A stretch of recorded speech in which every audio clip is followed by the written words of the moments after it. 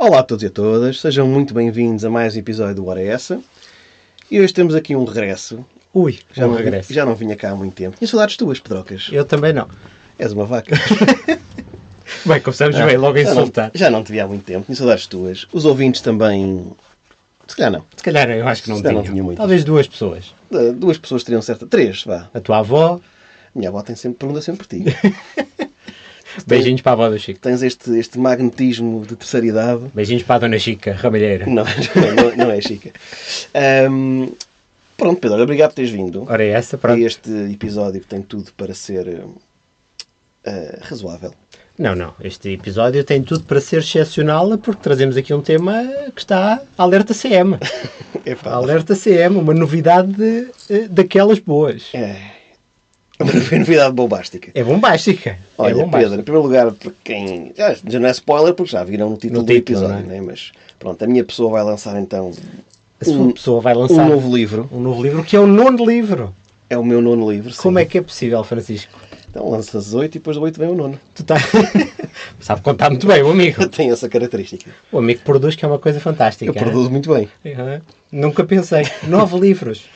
Já agora podemos dizer que eu até te perguntei por mensagem se era o 9º, se era o 10º, não foi? E eu tive que ir ver para poder responder em termos. Eu estava-me a preparar para chegar aqui e dizer o 10º livro! Mas afinal é o 9º. É o 9º. Olha, obrigado a todos os que compraram e leram os anteriores, porque só assim é que é possível ver um 9º. Portanto, dia 21 de Abril será lançado o último Reich. O último Reich? Não, disse mal. Disseste mal. Parabéns, conseguiste errar o nome do teu livro. Já começamos isto. Não, o último espião do Reich. O último espião do Reich. Sabes quando estás cansado, dizes uma coisa, sabes que disseste mal, mas não sabes bem onde é que erraste. Eu fiquei dentro de 2 segundos a pensar, eu disse isto mal, não sei aonde. Tu conseguiste errar o título do teu 9º livro. O meu próximo livro será O Último Espião do Reich, que vai ser lançado dia 21 de Abril para Gradiva. Está quase. E aproveito para agradecer aqui a este senhor que está ao meu lado pela ajuda que me deu. De todos. Minha ajuda foi mero apoio moral. Não foi mero apoio moral, foi apoio científico para me ajudar com algumas questões. E agradeço, foste dos poucos beta readers que tive. Tive 3. E foste um deles. É sempre uma generosidade darmos do nosso tempo para ajudar a engrandecer a obra do trem. Portanto, obrigado, Pedro. Ora é essa. E é por isso que estás aqui também. Acho que és a pessoa ideal para apresentar o livro que vai sair. Eu acho que ideal é abusar um bocadinho das palavras. E não tinha mais ninguém, pá. Pronto. Te rejeitaram todos. Não, és a pessoa ideal. E serás também, já agora, o apresentador oficial. Espero que venhas de fraque. Tu não estás muito longe do micro? Não, chega. Estou pertíssimo. Pronto. Vou de fraque, vou. Espero que vás de fraque para a apresentação que vai ser na FNAC do Eiras Parque no dia 9 de maio, que é um sábado às 4, se não estou em erro. Pronto, obrigado, foi o episódio. Na próxima. Está tudo anunciado. Está tudo anunciado. Vou também ter uma sessão de lançamento, a primeira toda vai ser no dia 22, que é quarta-feira, penso que é às 6 da tarde. Esse na FNAC do Chiado, apareçam também. É esse o Pedro não vai, tem mania que viaja e vai não sei para onde. Estou no estrangeiro. Tá, mania que é fino. Mas quem quiser ver a mim pode vir dia 22. Quem quiser ver o Pedro, que eu sei que há uma legião. A legião é boa, a palavra certa outra vez. Há toda uma legião sim. De fãs. Pronto, 9 de maio, sábado, espero estar a dizer bem ser dia 9. Deve ser. Eu acho que sim, é dia 9. É o segundo sábado de maio. Bom, pela via das dúvidas, vão todos os sábados à FNAC de Oeiras a partir de agora. Sim, e num deles estamos lá nós. Exato. A dizer coisas muito acertadas. Acertadas é outra vez o termo certo aqui. Pronto. Então, se calhar, Pedro, muito bem. Principia. Ora, muito bem, caro Francisco Ramalheiro, uma vez mais é um gosto estar neste podcast, que é já talvez que é a minha... Um podcast. É um podcast, enfim. É podcast. É o quê? A minha segunda participação, não mais do que isso. Terceira no máximo dos máximos. Não, tenho a dizer que é... no máximo dos máximos. É pelo menos a minha terceira, porque é o terceiro livro que eu apresento aqui do meu caríssimo amigo. Já falámos sobre o meio, já falámos sobre os teus bastardos, és o meu apresentador oficial. Obrigado, Cristina Ferreira cá do Cine. Posso-te chamar Cristino? Pode ser. Então só não nasci na Malveira. Mas, enfim. Portanto, é o terceiro livro que eu apresento do caríssimo amigo. Muito obrigado pela oportunidade, pela simpatia de me convidares e também muito obrigado pela honra de me permitires ler o livro numa versão... Não é bem honra. Isso usa-se para situações solenes, não para isto. Não de todo, porque eu lembro-me claramente de passar os olhos, dar uma pincelada com os meus olhos pelas capas dos teus livros. Isto agora foi poético. A Vida Censurada. Uma pincelada com os olhos. Sim.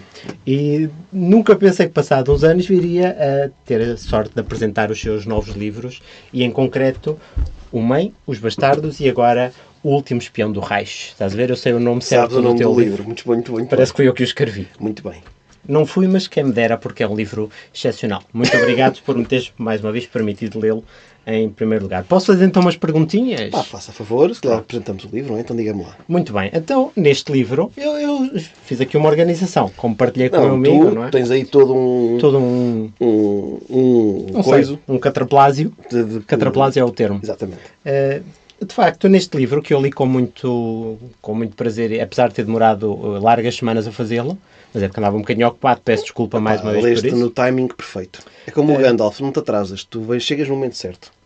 Eu adoraria ter percebido essa referência. Mas olha, uma referência a um episódio antigo, não é? Em que tu mostraste os teus conhecimentos de Harry Potter e Senhor dos Anéis. Estranho a TV ainda não nos ter contactado para avançar com o projeto dos morangos com açúcar. Não é estranho. Não é estranho? não é estranho. Eu acho que eles querem ter... Sim, continua. Neste novo livro, tu voltas aqui a explorar um tema, ainda que não seja o core do livro, que é a Segunda Guerra Mundial. Mais uma vez... Não é de todo o core. Não é de todo o core do livro. Mas é o pano de fundo. Mas é o pano de fundo deste livro outra vez. Isto foi pensado porque é que tu decidiste outra vez explorar um tema a seguir aos Bastardos de Hitler, que também, mais uma vez, o livro não é focado na Segunda Guerra Mundial, é uma história que vem por consequência da Segunda Guerra Mundial. Neste caso aqui tem também o plano de fundo deste teu novo livro. Queres-nos falar um bocadinho da escolha deste tempo histórico? Atrai-te muito esta altura da nossa história? Atrai-me muito. Atrai-te muito. Eu tento ser sério, mas o amigo está sempre a levar a coisa... Eu estou seríssimo. Seríssimo. Olha, eu quando começo a escrever um livro, é a partir de um empreendimento que me vai levar muitas horas, não é?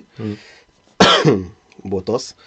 É um empreendimento que me vai levar muitas horas, é um empreendimento que de certeza que me vai tirar algumas noites de sono, que é para pesquisar, para escrever, etc. Tem que ser algo um tema que eu gosto, que me faça sentido, e até agora os livros que eu tenho escrito não ando provavelmente à procura deles, o tema é que me aparece e eu penso que dali pode ser alguma coisa interessante. Tal como os Bastardos, eu tive a ideia para os Bastardos de haver um documentário sobre a Segunda Guerra Mundial em que mencionou a parte das crianças, que era pouco falado, e eu achei que, depois fui pesquisar e achei que faria sentido escrever algo sobre isso e dar a conhecer essa realidade.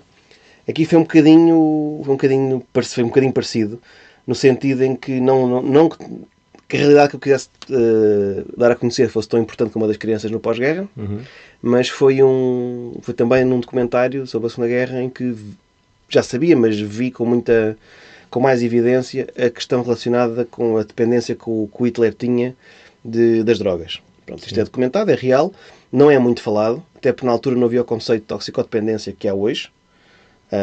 Aliás, na Alemanha nazi até era banal, corriqueiro o consumo de drogas para levar as pessoas a produzirem mais, no fundo, e não estarem tão cansadas. A própria a indústria farmacêutica da Alemanha nazi trabalhava nesse sentido. Que é, curiosamente, desculpa Chico, mas se é possível dizer isto, uma das únicas vantagens, se é que é uma vantagem da guerra, é o quanto a indústria farmacêutica, a medicina e até a inovação tecnológica dos aviões e afins se desenvolve nas guerras, não é? Tudo o que é... Mesmo as coisas muito negras têm ali uns feixes de luz, não é? Exato. Mas eu vi um documentário que eu já sabia que o Hitler tomava vários tipos de estupefacientes. Não tinha se calhar a noção da dimensão, principalmente no final da guerra, em que ele foi ficando mais dependente a cada tempo passado, até porque ele foi tendo outras doenças e precisava de as esconder. Então ele em 45, então, nos últimos meses da guerra, em que já se sabe que a Alemanha vai perder, é uma questão de tempo. Acho que só o Hitler e os seus mais fiéis seguidores é que ainda não estão para aí virados, mas já o mundo sabe que é uma questão de tempo. E aí as dependências dele já estão bastante exacerbadas. Eu pegando neste ponto de partida, achei que ia ser interessante escrever algo ligado a isto. Claro que um livro sobre a droga do Hitler não é provavelmente a coisa mais interessante, mas curiosamente lembrei-me logo que podia ser giro. Um ponto de partida, no fundo. Um ponto de partida e veio logo a seguir a questão da Atlântida. Parece esquisito, não é? Quem está a ouvir e não leu, que ainda não leu, Pode parecer um livro totalmente estranho, falar de drogas do Hitler e da Atlântida tudo misturado, mas eu prometo que faz sentido.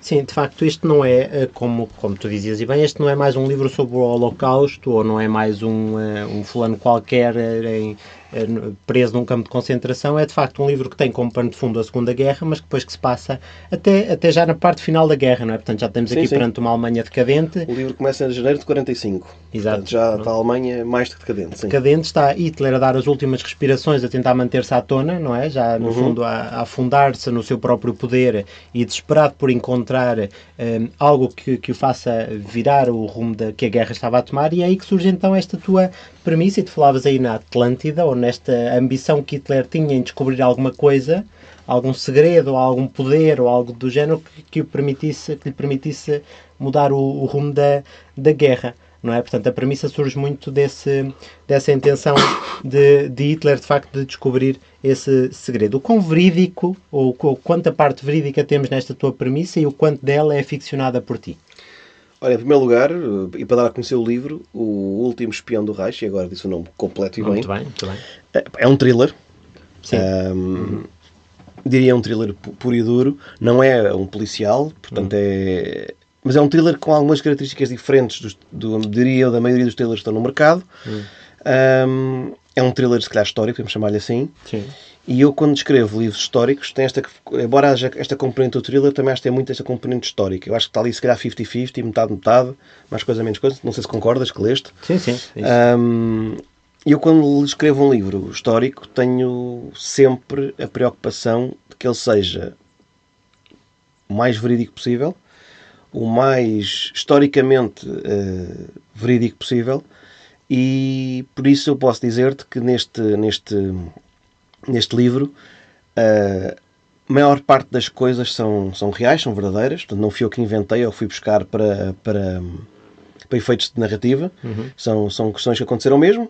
A maior parte dos personagens são personagens reais e que têm aqueles comportamentos e têm o passado ou têm a ação que aparecem no livro. Já vamos falar um bocadinho sobre eles, sim. Aliás, e depois no final, para quem tiver alguma dúvida, ou seja o que for, ou quem na livraria tiver a folhear, ter curiosidade, eu nestes livros históricos meto sempre no final uma nota de autor onde digo exatamente o que é real, o que é que não é. Eu gosto muito de ler essas notas de autor. Porque... Também eu, por isso é que acho que é interessante para se perceber, mas para responder-se mais diretamente à tua pergunta, a obsessão que o Hitler tinha pela lenda Atlântida é real. A lenda Atlântida não será real, não é? Como saberemos. Alegadamente, exato. Mas a opção do Hitler por estas lendas, por este misticismo, é real. Ele, aliás, isso está na base quase do nazismo. Eles tinham de provar de alguma forma que os alemães eram uma raça superior. Portanto, todas as lendas, todas as histórias que eles pudessem agarrar para justificar essa suposta superioridade racial, eles tomavam como garantido e como verdade. Aliás, no livro fala de umas expedições que houveram ao Tibete, de cientistas e zoólogos e malta da ciência alemães, e o objetivo era exatamente esse, era procurar vestígios que pudessem, no fundo, corroborar a teoria de superioridade racial alemã. Esta lenda da Atlântida vem daí, não é? Portanto, eles acreditavam, havia pelo menos uma facção dentro do nazismo que acreditava serem descendentes também dos Atlantes, não é? Sim, a Atlântida no fundo era, segundo a lenda de Platão, que original, era uma civilização superior que queria ou que poderia mandar no mundo e depois acabou de um dia para o outro por desaparecer. Depois há várias teorias como é que desapareceu. E havia uma franja das altas patentes nazis que defendiam esta teoria de que os arianos seriam os descendentes naturais dos Atlantes. Os Atlantes teriam sobrevivido e seriam os descendentes naturais. Depois havia várias teorias onde é que estariam esses descendentes, onde é que teriam sobrevivido. Uma das teorias em relação à Atlântida leva para Portugal. Nomeadamente ali para a zona dos Açores, e é por isso que eu, pegando nisso, trouxe a história, ou grande parte da história, para os Açores e depois para Lisboa. Tu, aliás, até no livro chamas-lhe precisamente o segredo dos Açores, não é? Portanto, desvendando aqui um bocadinho do que se passa depois no enredo da história, e para falarmos também um bocadinho dele sem desvendar muito, não queremos dar spoilers, mas tu chamas precisamente o segredo dos Açores, não é? Que é aquilo que as personagens, já vamos falar um bocadinho sobre elas, buscam, e de facto esta vinda para os Açores durante o enredo da história foi pensada por ti, foi baseada nessas lendas que existiam sobre os Açores poderem ter de alguma forma alguma ligação à perdida Atlântida.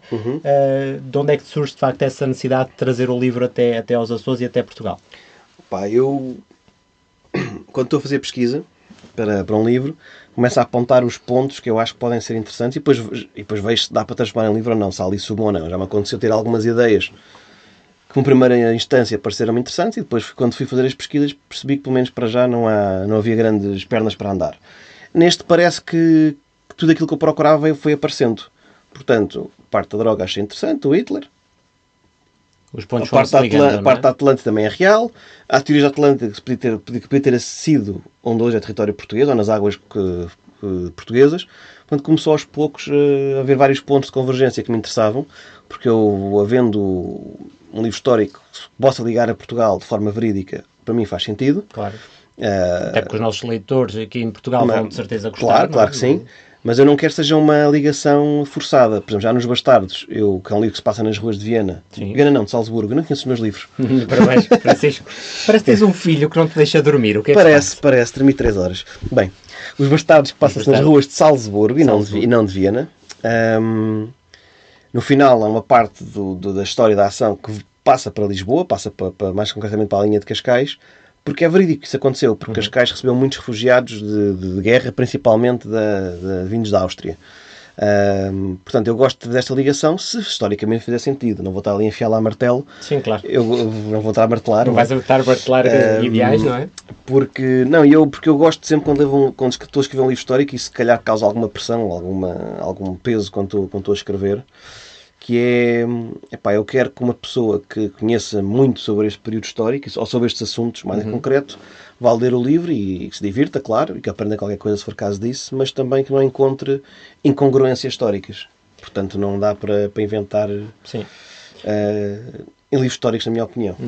Mas lá está, tu tens aqui uma grande componente histórica, verídica, que tu consegues obviamente aceder fazendo muita pesquisa, como tu fazes na maior parte dos teus livros, inclusive naqueles que são mais ficção científica, de certeza que tens muita pesquisa, como já falámos aqui. No meio, sim, sem dúvida. Por exemplo, não é? Tens muita pesquisa científica no caso da parte ambiental do meio, mas quando tu decides tratar um tema que é muito baseado em lenda, como o caso da lenda da Atlântida, ou da possibilidade da Atlântida ter efetivamente existido e estar afundada junto dos Açores, ou até mesmo o facto dos nazis terem como ambição encontrar artefactos esotéricos, o que quer que seja, ligados aos Atlantes, o quão fácil é efetivamente tu encontrares informação sobre isso que te possa usar, ou então é aqui que entra a tua veia de escritor de fantasia? Olha, acho que essa pergunta é importante no sentido... Muito obrigado. Não. Foi para isso perguntas muito pertinentes do meu caro colega. Meu amigo. Perguntas de um alto grau de... Caríssimo. Tive para aí 10 minutos a preparar esta intervenção. E nota-se o trabalho extremo que isto deu. Eu acho que quando se fala da Atlântida, ou lendas do género, há dois tipos de pesquisa, se quisermos, não é? Temos aquela pesquisa... Primeiro, a partir do princípio de falar de algo que não existiu. Temos a pesquisa um bocadinho mais científica, se é que se pode chamar, que são... Não existiu, mas vemos ali pesquisa como se tivesse... Olhamos para aquilo e pensamos, ok, isto podia ter acontecido. Podia ter sido assim. Sim. É verosímil. Depois há outras formas de abordar a Atlântida, acontecem em muitos livros ou muitos filmes, que é levar para a ficção científica. Esse eu diria que é o principal problema na investigação sobre esse tema, que é tudo que é dito, como é do ponto de vista de lenda, está sempre afetado pela visão do autor que fala sobre ela, não é? Portanto... Sim, sem dúvida. Por isso é que eu gostei de me colar um bocadinho mais à visão original, que é do Platão. Okay. O primeiro escrito que existe que falou sobre a Atlântida foi o Platão. Depois houve muitos autores e muita gente pegou na lenda e moldou-a à sua maneira. Aquilo que eu posso dizer aos leitores é que eu escrevi um thriller histórico, não escrevi um livro de ficção científica. Portanto, não vão encontrar que os Atlantes não são aliens, os Atlantes não têm poderes psicó não sei quê, os Atlantes não têm telepatias, nada desse género. Os Atlantes simplesmente, na minha visão, na visão que eu trouxe para o livro, foram um povo que há muitos, muitos anos tinham um conhecimento mais avançado, tinham uma forma de se organizar em sociedade diferente de outras civilizações. Contemporâneas deles. E como tal, eram efetivamente mais avançados. E depois desapareceram. E no livro vou explicar porquê. Vou também explicar como é que é a minha visão, na minha cabeça, dessa sociedade atlântica, como é que eles se organizavam. Se calhar com valores e com ideais democráticos, se calhar hoje não era mau termos. Sim. mas eu não quis, foi logo um dos primeiros pontos de partida, eu não quis pegar nos Atlantes e transformá-los em super-homens ou pessoas de outras não sei o quê, até porque o livro serve também para rejeitar essa questão da superioridade racial. Portanto, os Atlantes não eram superiores, os Atlantes eram simplesmente um povo mais organizado, mais evoluído do ponto de vista civilizacional, que davam-nos importância à educação, por exemplo, não é? E que teria, como tu dizias há pouco, seria muito plausível que uma civilização desse tipo pudesse ter existido efetivamente, porque houve outras que verificavam, por exemplo, os egípcios, à altura deles, à altura de pirâmides e afins, eram muito mais avançados do que outras civilizações contemporâneas. Os egípcios, os maias, o próprio Império Romano. Exato. Não é? Portanto, foram civilizações que não eram melhores que os outros, superiores aos outros, tinham uma organização que na altura os evidenciava. E até me estás a dizer, o meu objetivo quando quis criar esta Atlântida que foi real, na minha história foi real, eu quero que o leitor pense, ok, isto podia realmente ter acontecido.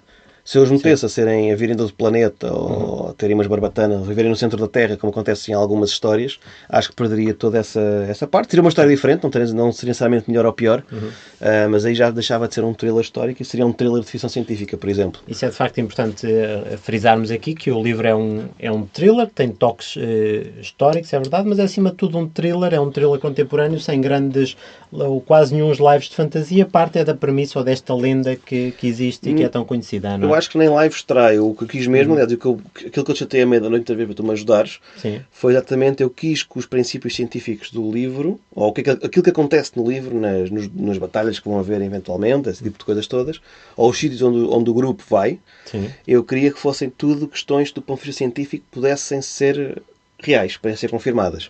Aquilo que eu te chatei, tu sabes, não é? Pedro, isto é possível acontecer? Sim. E o Pedro não só ia pesquisar e dizia-me que sim ou que não, como mandava sempre um artigo gigante em inglês, como se eu fosse ler. Quer dizer, o meu trabalho foi em vão, portanto. Não, li tudo, Pedro. Tudo que tu mandaste, li tudo. Bom.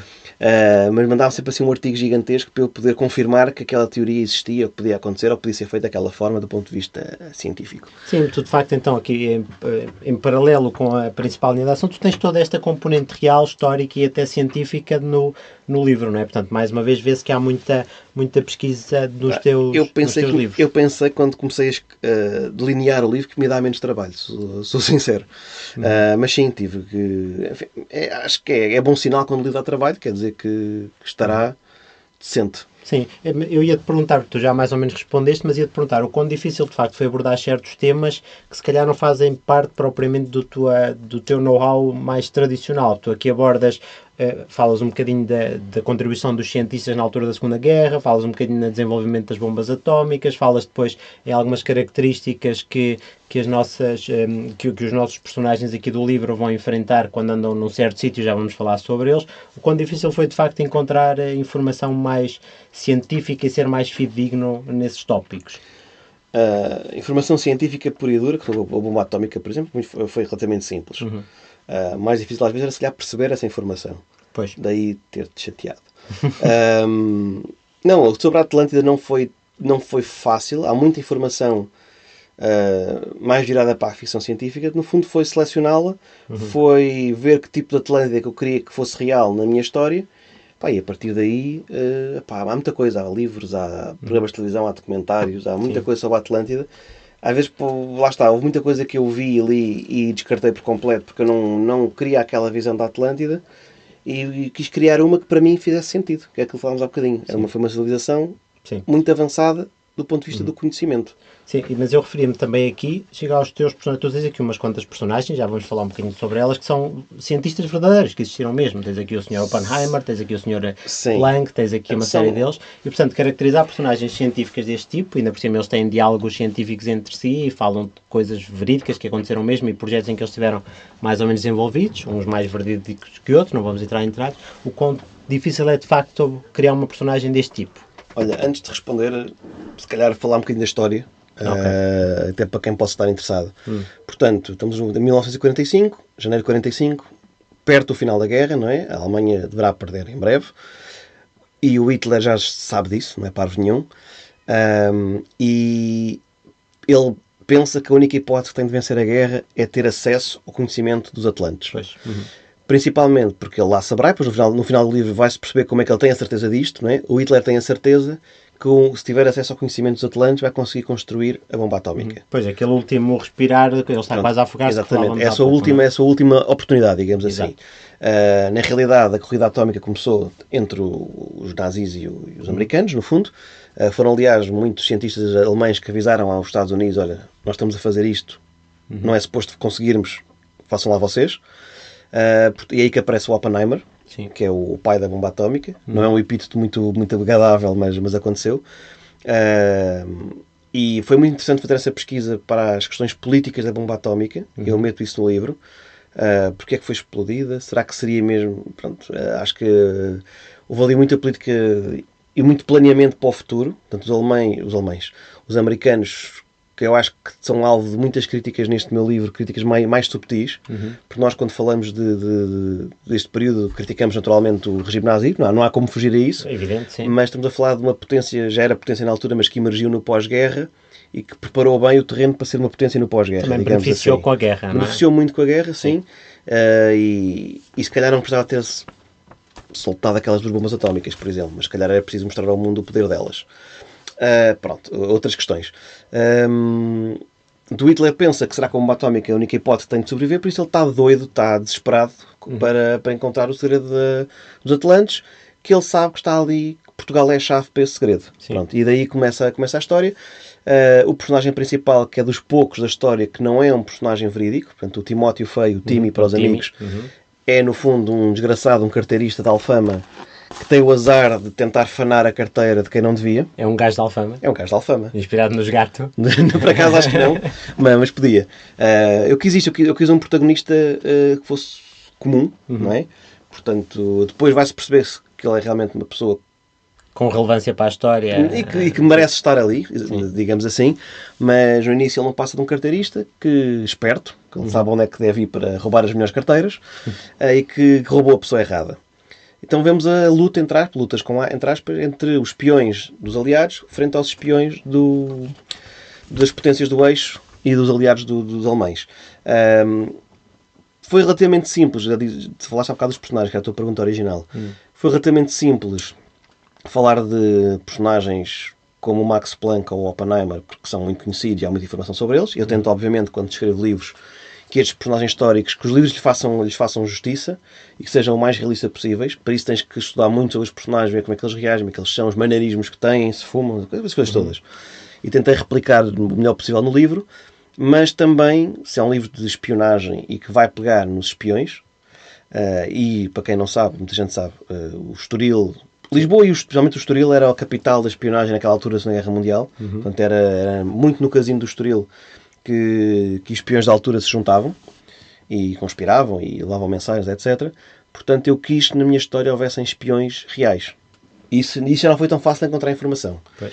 Portanto, eu meti... Apesar de haver muita literatura de espionagem... Há muita, sim. E até há vários, e até há várias sobre estas pessoas que eu meti, portanto, mas não há informação que há sobre o Oppenheimer ou sobre E tu queres estudar os maneirismos, queres estudar como é que eles falavam, como é que eles se sentiam. Isso é mais difícil. Aí já tens que ser tu, se calhar, a criar a personagem.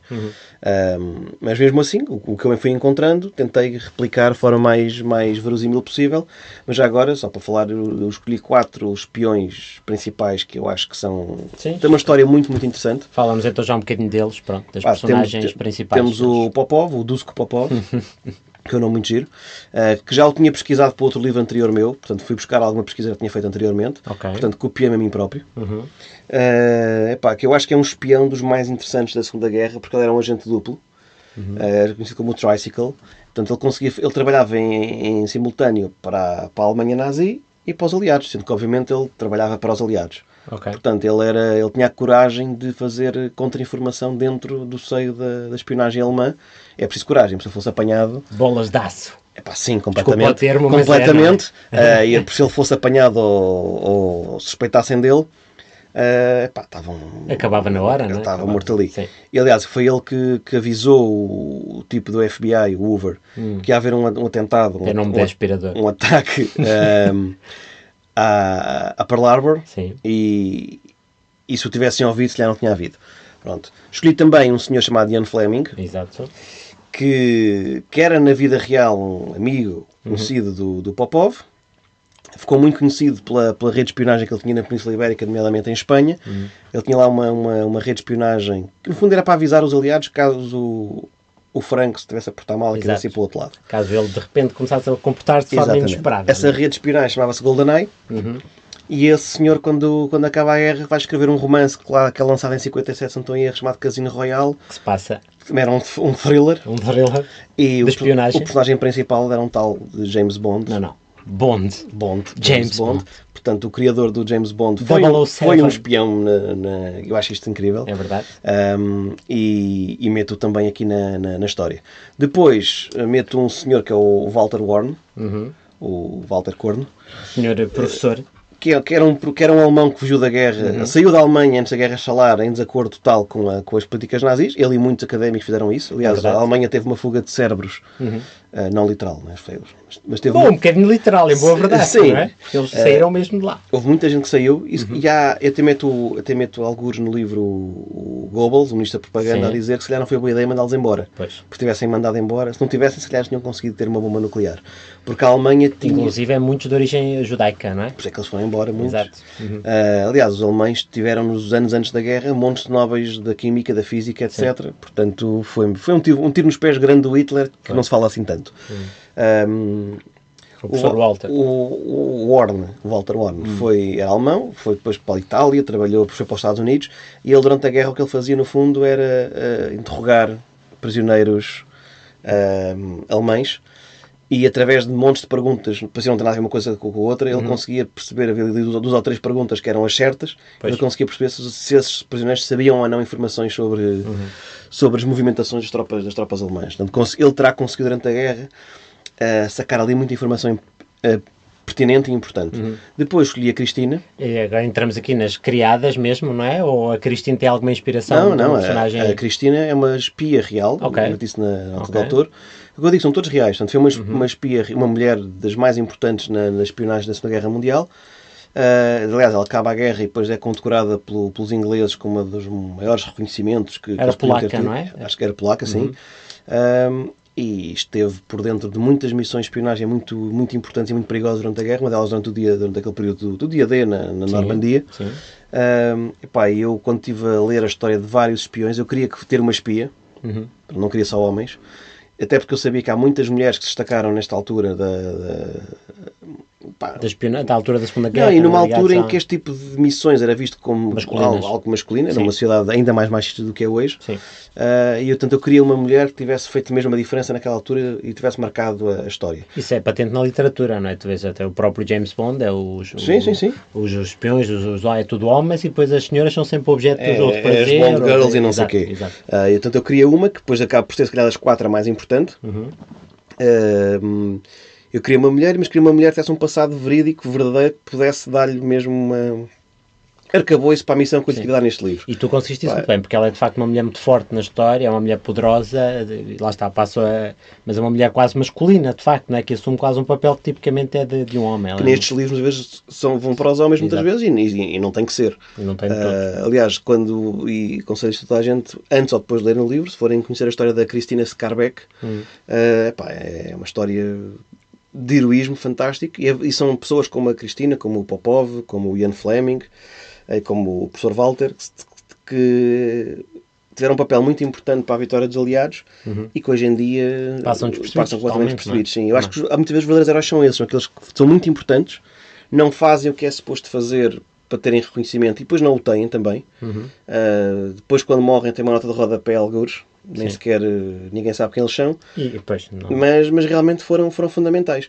Quem tiver interesse e for ver a história destes quatro personagens, vão ver que se eles não tivessem existido, teria sido, os aliados deviam ter ganho mesmo, provavelmente, mas teria sido diferente, pelo menos. Muito bem.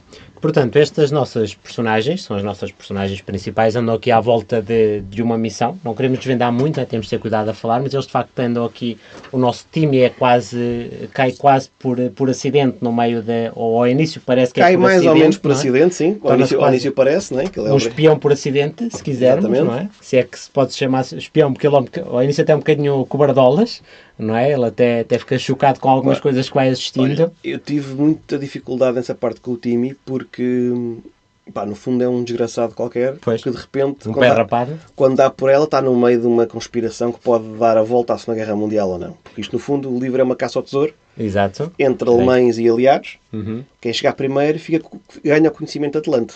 Que o Hitler acredita que vai dar a vitória na guerra, os aliados Sim. não querem que o Hitler chegue lá, como é óbvio. Pá, E querem podendo chegar eles também. Claro, não é? obviamente. O Timmy entra no meio disto tudo e o que tens de pôr alguém que, por um lado, frágil, porque nem percebe o que está a acontecer e depois quando percebe, claro, tem que ter medo e que ficar com receio e tudo isso. Sim. Ao mesmo tempo, tem que haver uma razão para ele estar ali. Exato. Não pode ser escolhido ao calho. Isso é uma missão tão importante, ele tem que ter algo que faça sentido ele estar ali naquele momento, naquela missão, que muitas vezes parece impossível. Eu achei muita graça, claro, logo no início do livro há uma certa cena muito curiosa em que tu quase que invertes os papéis típicos associados a este tipo de literatura, que é, normalmente temos um grande homem forte e depois uma senhora em defesa, aqui tens precisamente o contrário. Tens a Cristina, uma mulher forte, que pega na arma e que dá uns tiros se for preciso, e o time é cobardado a um canto porque está a ver uma arma ou viu alguém levar um tiro, não é? Pá, eu quis com este livro mudar alguns dos clichês que se vê muito nos thrillers. Se bem sucedido ou não, isso é outra questão, não é? Mas sim, aliás, eu acho que faz sentido, porque a Cristina era uma espia experimentadíssima, não é? Já nesta altura, em 45, já tinha dado várias provas de coragem em várias missões. Sim. Aliás, é ela que em alguns países, especialmente no Reino Unido, que abre as portas para que entre outras mulheres neste mundo da espionagem, que depois veio-se a revelar muito, muito importante. E, portanto, ela é, no fundo, Está mais uma justificada ela badass, ter... não é? Exato. E o Timmy é um desgraçado que cai ali de paraquedas e vai aprender com ela. Muito bem. Já, tu falavas há pouco que eles têm então um grande objetivo, andam à procura do tal segredo, não é, dos Açores. O tal objetivo é uma caça ao tesouro, como tu dizias e bem, e andam então uns senhores mausões do outro lado também a tentar chegar ao segredo. Temos aqui o famosíssimo Ministro da Propaganda, é uma das principais personagens do outro lado, refiro-me agora a quem foste buscar ao outro lado. Temos aqui um personagem, e depois temos também um assassino enviado para resolver o assunto, que vai tornar-se uma personagem mais relevante, em concreto, quando os nossos personagens entram num submundo da nossa bonita capital. Queres-nos falar um bocadinho sobre essa parte do livro? Epá, não sei, aí é que pode haver alguns spoilers, mas pode ser muito simples. Muito leve.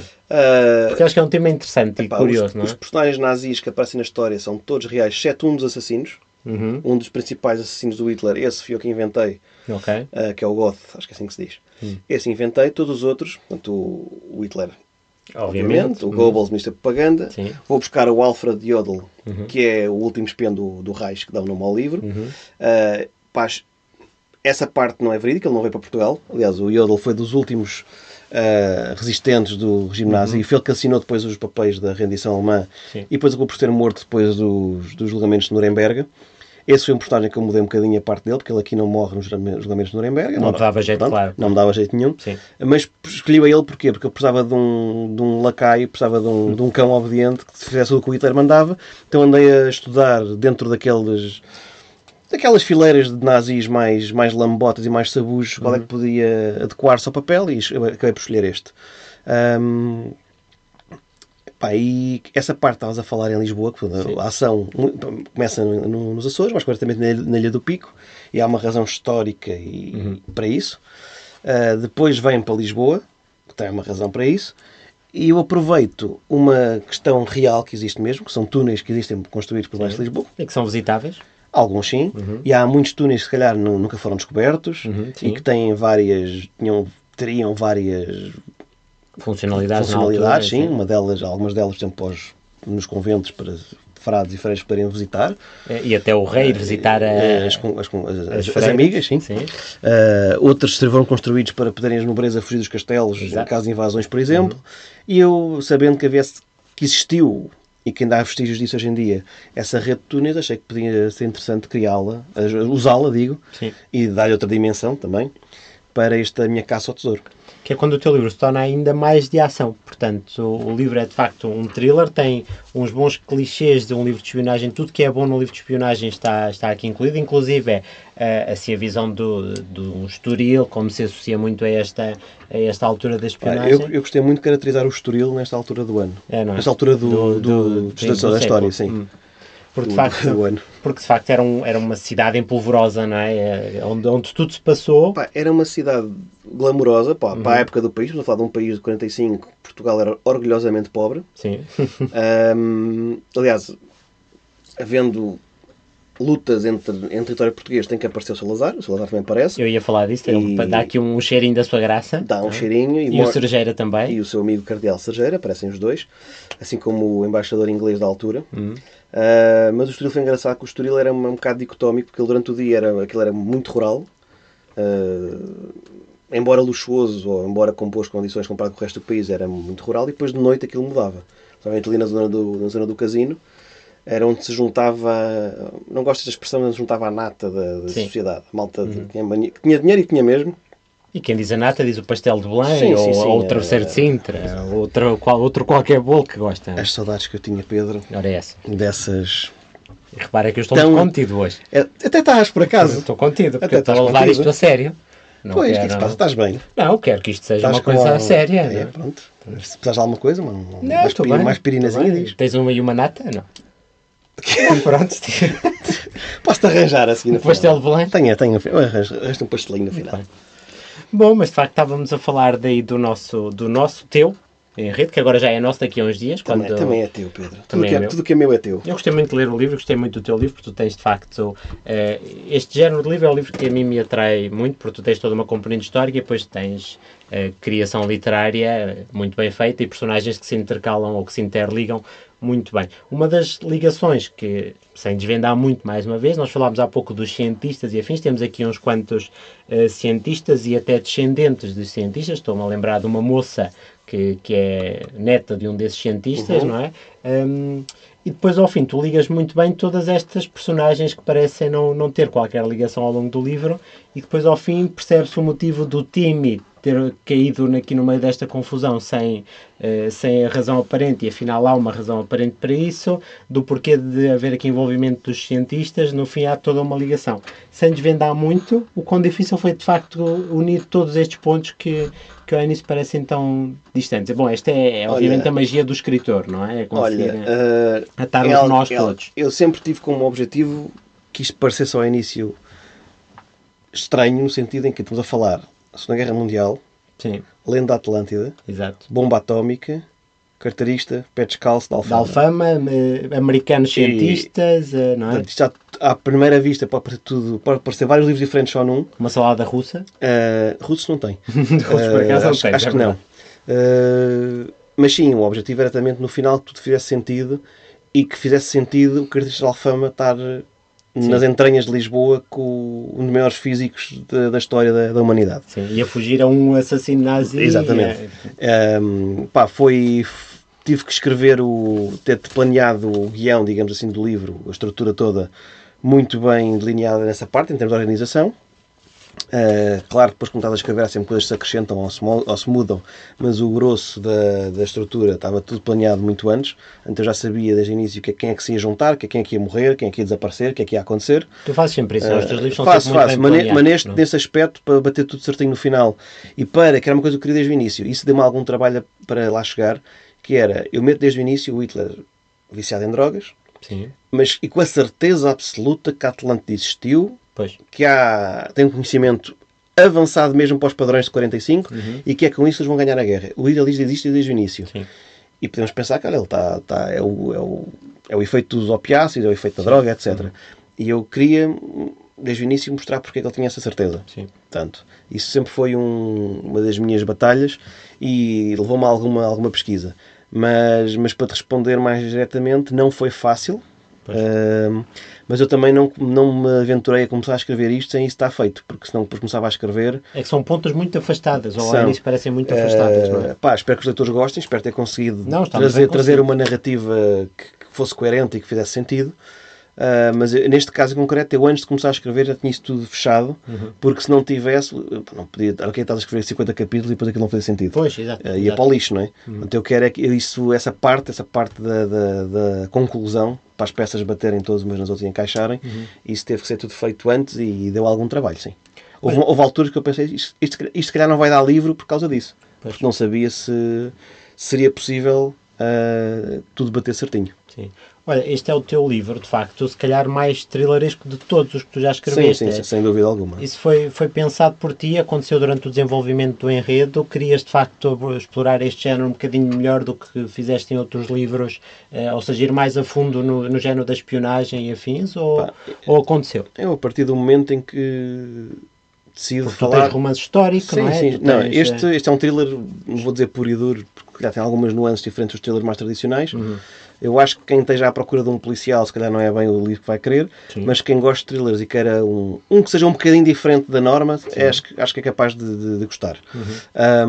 Eu, quando decido falar do Hitler da dependência de drogas, vou para a Atlântida e depois penso, isto era giro, haver uma corrida, uma espécie de caça ao tesouro, e depois até deixam uns easter eggs giros durante o já ia perguntar sobre isso.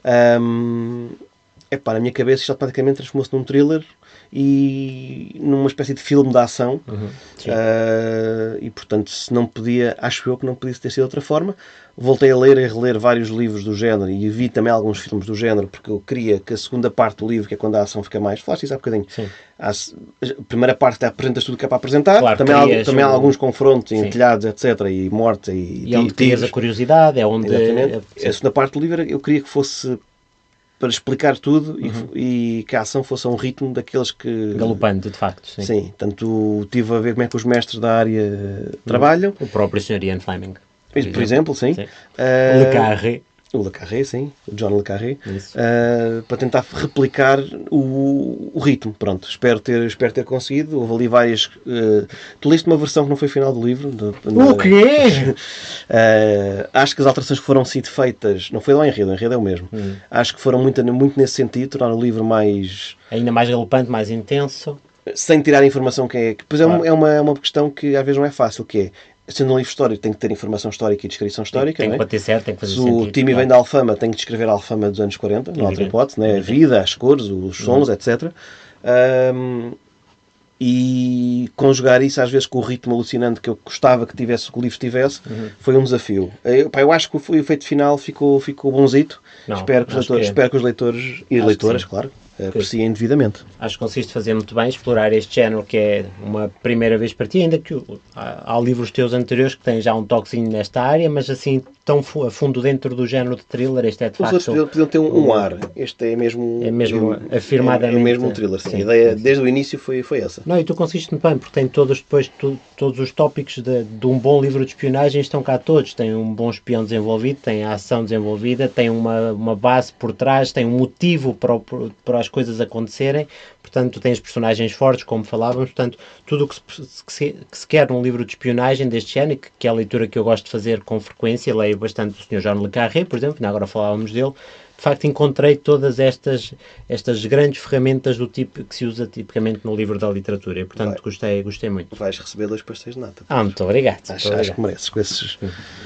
Não, mas de facto, só mais uma perguntinha ainda do enredo. Chico, tu levas aqui também os leitores a visitar uma série de locais icónicos ao longo do livro. Já falámos aqui de alguns, mas quais são assim os principais locais da tua trama? Fala-nos lá um bocadinho deles. Já falámos nos Açores, claro, e afins. E o porquê de quereres levar as personagens até lá? Em primeiro lugar, na Alemanha, passa-se boa parte no Führerbunker. Ok. Não sei se é assim que se é o... Como é que é? Führerbunker. Muito bem. O bunker do Führer, do Hitler. Pronto, onde o Hitler passou os últimos meses da sua existência. Aliás, eu meto um dos capítulos ao Hitler a ir para o bunker. Sim. E o Goebbels, destroçado porque nunca pensou ver o seu grande líder, a sua grande referência, até se esconder debaixo da terra. Sim. Depois, nos Estados Unidos, passa-se uma parte pequenita em Los Alamos, onde os cientistas se resguardaram e se esconderam do mundo para criar a bomba atómica. Em Massachusetts. Exatamente. Sabes dizer Massachusetts? Massachusetts. Boa. Meu amigo, eu sou um poliglota. E depois passa-se também na casa do avô de uma das personagens principais. Pronto. De resto, em Portugal, passa-se, como já disse, na Ilha do Pico. Sim. E foi a Ilha do Pico para pesquisar. Se fores procurar anos 40 Ilha do Pico, não há assim tanta coisa para tu procurar. Daí a minha pergunta, daí a dificuldade. Não? Essa parte não foi tão fácil quanto isso. Depois em Lisboa quis que fossem Tens uma falados. biblioteca, por exemplo, conhecida. Sim, Porquê essa são lá, biblioteca? porque no caminho que eles fizessem era que estava lá perto. Pensei que me ias dizer não, porque era a biblioteca que eu visitava em criança.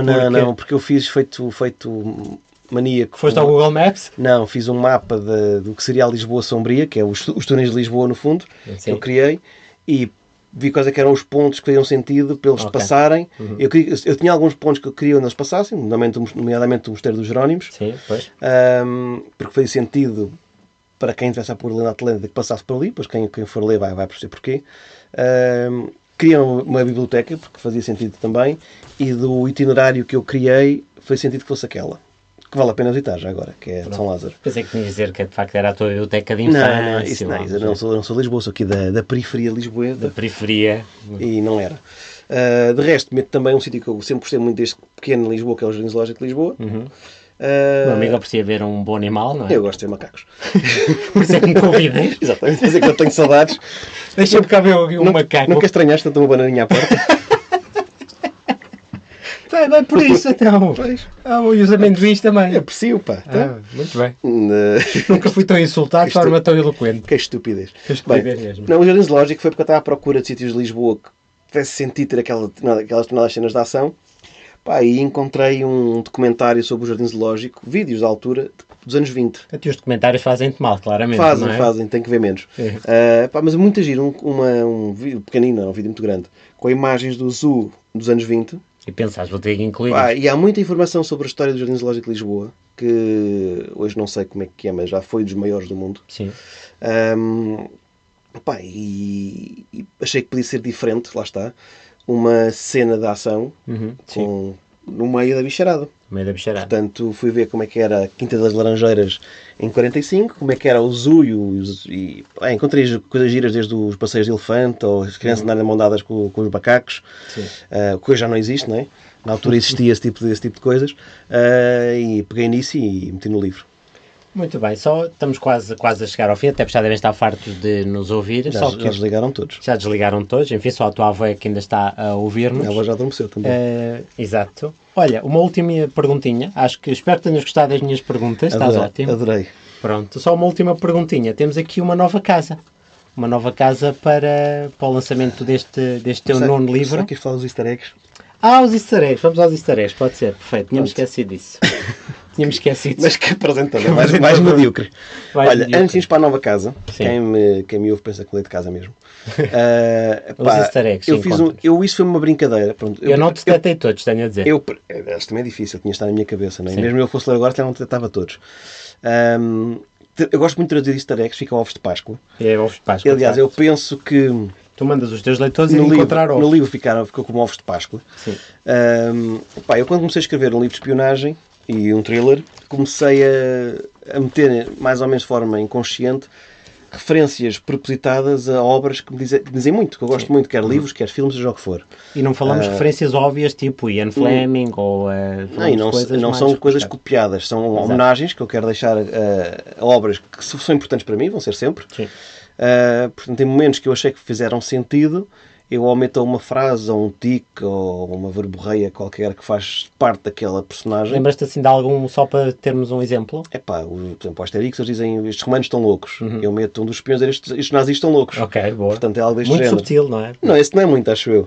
Ou no Tintin tens o Capitão Haddock que gosta de dizer palavrões, eu quando meto lá um tipo também a discorrer mata deles. O Mãozinhas? Não lembro quem foi, sinceramente. Okay. Não lembro se há um Mãozinhas no livro, que eu acho que é um nome que eu gostei muito. Que se o teu livro for trazido para inglês vai ficar estranho. Little Ants. Como acho que não vai ser, não vamos ter esse problema. E pronto. Os easter eggs, sim. Meto desde Star Wars, Indiana Jones, coisas que me disseram muito e que gosto, portanto... Eu deixo no final uma espécie de... Eu ia perguntar isso, tu dás a resposta, não é? As soluções. Eu antes de começar o livro deixo o repto. É um jogo, no fundo, já que este jogo é o livro é uma caça ao tesouro, os leitores também, ao longo do livro, se quiserem apontar as referências que vão encontrando, pode ser giro. No final, tenho a solução, não é? Sim. Não vou ver as soluções que se é batota. Não vale. Mas digo onde é que está a referência, e depois acho que quem conhece aquelas obras é provável que reconheça alguma coisa, quem não conhecer, pronto, se calhar, olha, pode ser que fique com interesse de passar a conhecer. Olha, eu gostei muito desse, não detetei todas, portanto, alguns deles só percebi quando fui ler as soluções. Não, há uns são mesmo muito subtis de propósito, que eu não queria copiar diretamente. Claro. Há uns que é só um apelido ou alguma coisa que faz parte daquela obra e que eu sei que é uma referência, para mim é uma homenagem, quem está a ler, que pensa que é um apelido normal e pode passar. Eu gosto muito disso, tanto gosto muito disso que também fiz um bocadinho mesmo no Portugal Vermelho. Não lancei o repto aos leitores, nem pus as soluções no fim. Não sei se haverá próximo, provavelmente não. Haverá, sim, senhor. Mas no meu caso são referências à cultura popular portuguesa, porque é um livro sobre o 25 de Abril e afins, não é? E, portanto, de facto, são menções a fados, ou a poemas, ou a autores nacionais, portanto, é uma coisa muito gira e que os leitores acham graça quando detectam. Eu, quando a casa editorial, a Gradiva, passando já para o próximo. Eu perguntei-lhes, quando eles disseram que estavam interessados, eu disse-lhe, olha, eu fiz isto com brincadeira, deu um gozo, pronto, sim, mas é algo que se tira com muita facilidade. E eles disseram-me, eu fiquei contente, claro, isto é giro, é diferente e é para manter. Eu, olha, maravilha. Pronto. Não, é muito giro, é uma ideia muito gira e pouco comum. Portanto, olha, digam-me quem ler o livro se gostaram e se encontraram a maior parte das referências. Dos ovos da Páscoa. Dos easter eggs, os ovos de Páscoa. Se encontrarem ovinhos de Páscoa, digam. Ainda por cima o livro vai sair por volta da altura da Páscoa. Que maravilha. Está tudo interligado. Está tudo combinado. Que maravilha. Muito bem, então Casa Editorial Gradiva. É verdade. Se calhar, em primeiro lugar, agradecer à Saída de Emergência, que lançou os meus últimos 2. Foi um prazer trabalhar com eles. Foi tudo um belo acordo de cavalheiros. E provavelmente vou publicar este livro na Gradiva porque os da Saída de Emergência chegaram ao grande público, não é? E espero voltar a trabalhar com eles no futuro, vamos ver. Mas a Gradiva interessou-se por este meu thriller esquisito, com vários conceitos esta sopa de conceitos diferentes, toda misturada. Estou-lhes muito agradecido, tem sido muito bom trabalhar com eles também. Tenho essa sorte de ter estas 2 casas editoriais com quem trabalho e que só tenho a dizer bem. Espero que seja o início de uma longa e profícua relação literária e espero que o livro venda o suficiente para que eles queiram... Para que hajam o 10º. Para que eles tenham interesse em publicar outras verborreias que eu escreva. Muito bem. Da minha parte só posso desejar a maior das sortes para o seu 9º livro. E um obrigado à Gradiva. Também agradecer à Saída e não agradecer à Gradiva. Não, é evidente. A Gradiva faz parte agora do grupo IR Paz, portanto é um grupo grande. E com grandes nomes no catálogo. Tem um Francisco Ramalheira. Tem um Francisco para estragar Ramalheira, aquilo lá no fundo. Tem nomes grandes e depois tem Francisco Ramalheira. O meu amigo está numa casa com grandes nomes. Já estava no anterior tinha um chamado Pedro Catarina Moura, não sei se conhece, que é uma referência pessoal muito grande. Sim. E que portanto, meu amigo está numa casa com nomes por onde já passaram o Zé Rodrigo dos Santos, por onde está Carlos Fiolhar. Eu acho que ele saiu quando viu que eu estava a chegar. Ele viu-me a chegar e pegou no BM e foi à vida dele. E foi para a Planeta. Fez ele bem. Muito bem, pronto, fica um agradecimento à Gradiva pela aposta neste meu sim, obrigado e espero corresponder, como é óbvio, vou esforçar-me para fazer a minha parte, não é? De ir a eventos, de comunicação nas redes, como quem me conhece sabe, não é provavelmente a minha praia, mas gosto muito de falar com os leitores, por exemplo, portanto vou fazer a minha parte para que o livro seja um sucessozinho, pelo menos. Pronto, fazemos aqui então o convite a todos os leitores que chegaram aqui a esta parte do episódio, que devem ser uns 2 ou 3. Um grande parabéns para eles. Muito obrigado por nos ouvirem. Fica então o desafio para lerem o novo livro do Francisco, que sai já dia 23 de Abril. 21, Pedro. 21 de Abril, quase no feriado. Eu enganei-me no nome do livro, portanto, a partir daqui abri a caixa de Pandora para fazer o que quiseres. O Último Espião do Reis, disponível já em pré-venda a partir do dia... A ideia é o livro estar em pré-venda a partir do dia 13 e este episódio ir para o ar dia 3. Então hoje. Portanto, então, como diziam os youtubers, corram para as livrarias. Se estiverem cansados, não corram. Não, pronto, podem só ir com o rato. Sim, pensam no vosso ratinho. E pronto. E já agora, se quer comprar em pré-venda, um agradecimento especial, que é sempre bom para a editora perceber que há interesse no livro. Exato. E olhem, obrigado a todos os que ouviram, que possam ter interesse no livro e que lerem e possam gostar. Pronto. E que possam divulgar também. Se quiserem é muito importante. Se quiserem um livro com muita ação, com personagens fortes, com muita espionagem, com tudo que tem de bom este tipo de literatura, com muita informação histórica, mas também muita informação criada pela cabeça deste senhor. Comprem outro livro. Se quiserem um bonzinho, comprem o meu. Não. Comprei o Último Espião do Reis, que já agora tem uma capa excepcional, belíssima.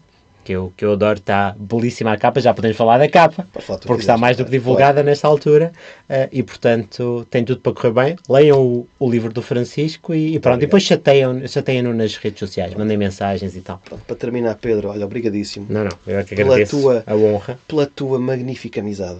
Espero Tens um agradecimento especial no final do livro, espero que gostes. A sério? Tu e as pessoas que eu achei que mereciam. Mas devemos ser para aí nos 30, estou lá para o meio. São quando eu fiz assim tanta coisa. Tens lá uns agradecimentozinhos. Obrigado pela tua ajuda, pelo teu trabalho e pela tua amizade.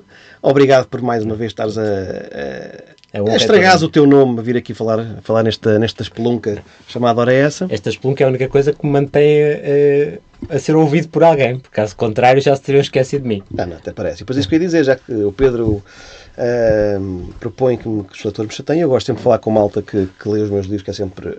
Primeiro acho que é gratificante. É gratificante porque num mercado tão saturado e com tantas obras novas, sim, eu vejo isso por mim, que eu, enquanto leitor, não sei muitas vezes para onde é que me hei de virar, e fico às vezes um bocado assoberbado, porque há muitos livros que eu gostava de ler quando não tenho tempo a ler todos. Não dá tempo, e acho que nem quando for reformado de tempo a ler tudo.